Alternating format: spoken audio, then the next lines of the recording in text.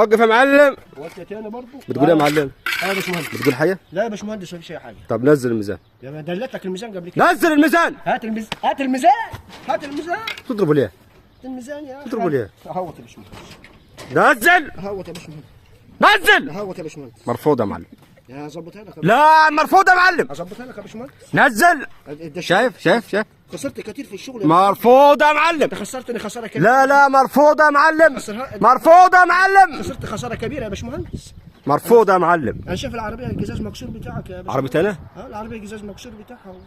مالكش دعوه بالعربيه. مرفوض يا معلم. ودي اختي شغال اكسسوار في العربيات والبتاع. ماله يعني؟ ظبط لك العربيه البرد وبتاع، واحنا خسرنا خساره كبيره يا باشمهندس.